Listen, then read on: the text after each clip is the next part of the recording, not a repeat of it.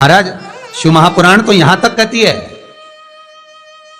कि आपका कोई काम अटक रहा है, कोई काम नहीं हो रहा, बहुत परेशान हो गए, बहुत थक गए उस काम के लिए, सबके हाथ भी जोड़ लिए, सबके पास होकर आ गए और वो काम बढ़ ही नहीं रहा, तो निवेदन करते हैं घी के दिए में काली तिल डालकर सोमवार के दिन शंकर जी के मंदिर के सामने तुम रुका जी का नाम लेकर दिया लगाकर, जिस काम को तुमने दुनिया के आगे कहकर देख लिया, कर देख लिया, नहीं हुआ, उस कार्य को एक बार दिया लगाकर निवेदन कर फिर जाकर देखना, काम आगे बढ़कर ही रहेगा, छूटेगा नहीं, अग्रणी होगा। कोई सहज नाम नहीं है तुम रुका जी का।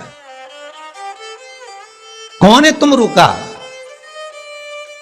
जिसका व्याख्यान शिव महापुराण में बारंबार आता है, जिसकी भक्ति की श्रेष्ठता देवऋषि नारद से भी प्रबल मानी गई है।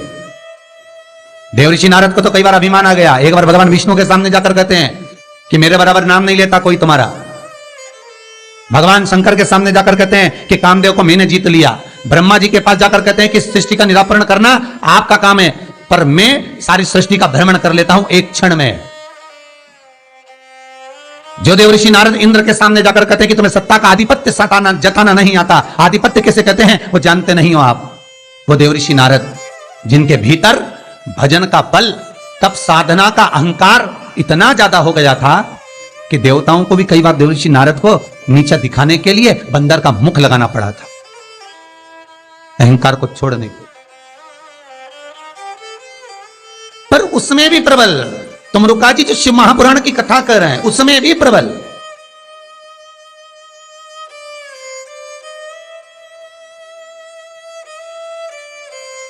जिनका नाम मात्र, पहले भी कहा, जिस नारी का गर्भ ना ठहरे, रजस्वला धर्म का 7वां दिन, जब नारी 6 दिन तक काम ना करे, 7वां दिन रजस्वला धर्म का, सफेद आंकड़े की जड़ को बुलवाकर उसको शंकर भगवान के शिवलिंग पे से तुम रुका जी का नाम लेकर 21 बार घुमाकर कमर में लाल धागे में बांध ले, 3, 4, 5 महीने में ज्यादा से ज्यादा गर्भ ठहर जाए, पक्का। विश्वास रखकर शिव जी का नाम ले, तुम रुका का स्मरण, ज्यादा कुछ नहीं बने तो शंकर के मंदिर में जाकर घी के दिए जला दो, 5 दिए लगा। और ज्यादा कमी पड़ रही हो धन की, संपदा की, सत्ता की, कोई प्रॉपर्टी, कोई दुकान, कोई धंधा पानी नहीं चल रहा, बहुत कष्ट में हो, बहुत तकलीफ में हो, तो महाराज 108 चावल के दानों को केसर में भिगोकर, केसर के पानी में केसरिया कर पकाना नहीं है, पकाना नहीं, उसको कच्चा चावल केसर में भिगोकर 108 दाने शंकर को मध्य रात्रि में, शिवरात्रि के दिन सूर्यास्त के बाद, रात के 12 बजे से पहले कभी भी शंकर को चढ़ा दो, समर्पित कर दो। सब्सक्राइब करें हमारा channel Vastu fact, bell icon दबाएं ताकि आप अपडेटेड रहें हमारे हर एक वीडियो से। और वही अक्षत के दाने उठाकर वापिस रख लेना ब्रह्म मुहूर्त में सुबह 4 बजे, बस फिर बाबा पे सौंप देना। जितनी शिवरात्रि आती जाएंगी उतना धन बढ़ता चले जाएगा, बाबा पर सब्सक्राइब करें संपूर्ण हमारा चैनल वास्तु फैक्ट। इतने उपाय और सारे उपाय यहीं से बताए जाएंगे, नीचे से कुछ नहीं। हमारे हर नीचे उतरने के बाद हमें कोई मतलब ही नहीं, हम क्या बोले ना बोले हमें उससे मतलब नहीं। ये व्यासपीठ श्री सुखदेव जी की है, ये व्यासपीठ श्री व्यास जी महाराज की है, ये व्यासपीठ श्री सूत जी महाराज की है, और ये व्यासपीठ इन सबसे पहले मेरे देव अधिदेव महादेव की है, जिन्होंने अमर गुफा में अमर कथा माता पार्वती को श्रवण कराई थी। बाकी के तो सुखदेव जी, व्यास जी, सूत जी, ये सब बात के, और सबसे पहला वक्ता मेरा शिव है। तो ये शंकर की गादी पे से जो निकल गया, शंकर की गादी पे से जो बोल दिया, बस उसका अनुभव आप करो और कर जरूर देखना, उसका अनुभव कर।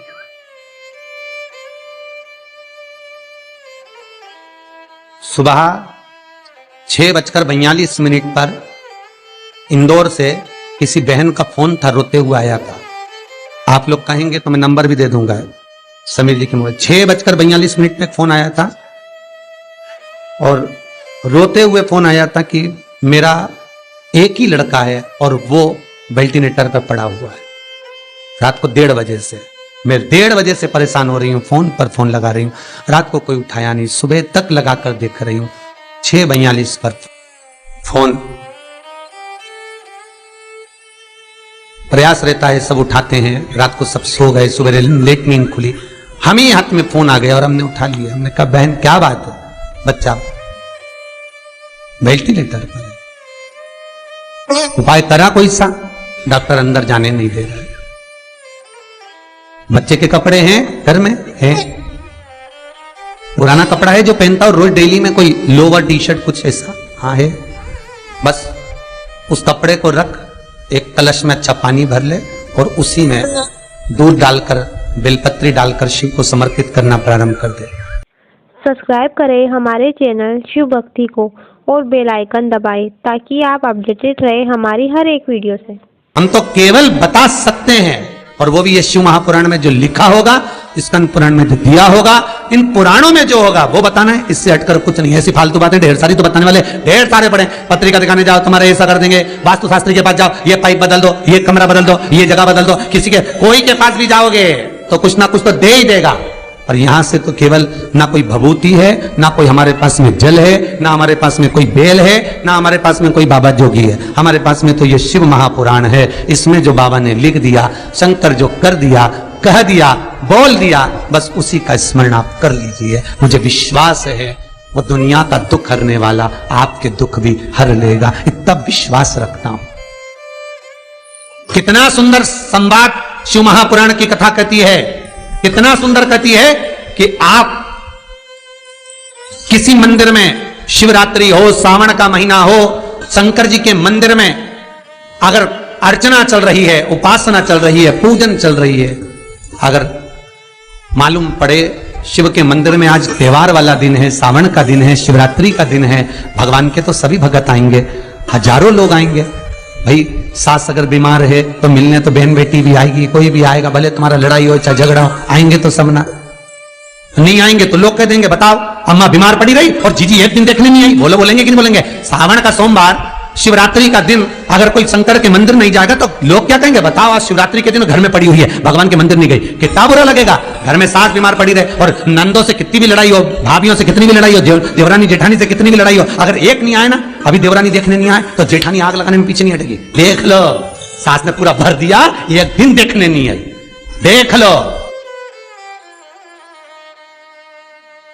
अरे बोलो तो जितने ऑनलाइन सुन रहे हो, सही है कि गलत है? तुरंत कहिए।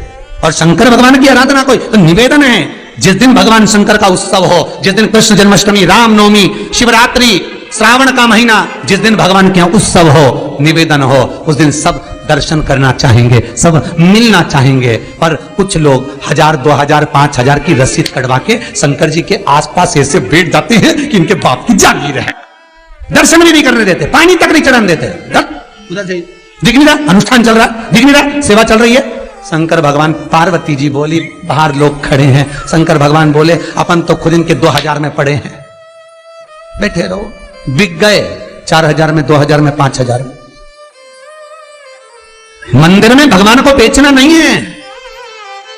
फिर कहूंगा कुआं, बावड़ी, तालाब और भगवान, गुरु, संत, साधु सबके लिए होता है, किसी एक का नहीं। अर्चना करना है, आप एक कोने में बैठ जाओ, मट्टी का शिवलिंग बना लो। उज्जैन गए होगे, काशी गए होगे, वहां पर अंदर ले जाकर तो थोड़ा सा जल चढ़वा देते हैं ओमकारेश्वर आदिकादिक में, बाकी का बाहर बैठकर एक पात्र में ही सारी पूजन कराते हैं। यहां बैठकर आराम से करो, वहां लोगों को दर्शन करने दो। हमारे यहाँ 12 ज्योतिर्लिंग में आप जाकर दर्शन करेंगे, 12 ज्योतिर्लिंग के मंदिरों में जाकर दर्शन करना। अगर ज्योतिर्लिंग पे जल चढ़ाने देंगे तो थोड़ा सा चढ़ा दो, और बाहर जाकर अगर अभिषेक करना है, पंडित जी के यहाँ बैठो, आसन लगा के हम करवाएंगे। उनके पास में एक छोटा सा शिवलिंग रहता है, उसी का अभिषेक करा देते हैं, उसी की पूजन करा देते हैं। आप यहाँ पर अभिषेक करो, 2 घंटे बैठे रहो, मना नहीं है, 4 घंटे तक करो, मना नहीं है, पर 12 ज्योतिर्लिंग में जाकर दर्शन करना। बस भगवान को थोड़ा, क्यों? क्योंकि दर्शन करने वाले ढेरों खड़े हैं और शंकर सबका, भगवान सबका। पर कई मंदिरों में तो लोग जागीर समझ के हमने करा है, हमने करा, तो सब बैठ जाए भगवान को घेर घेर के, और भगत लोग बेचारे श्री शिवाय नमस्तुभ्यं, श्री शिवाय नमस्तुभ्यं, श्री शिवाय नमस्तुभ्यं। दोस्तों वीडियो को लाइक और चैनल को सब्सक्राइब करके जरूर जाइएगा। आगे भी ऐसी ही मनोकामना पूर्ति उपायों के लिए ओम नमः शिवाय।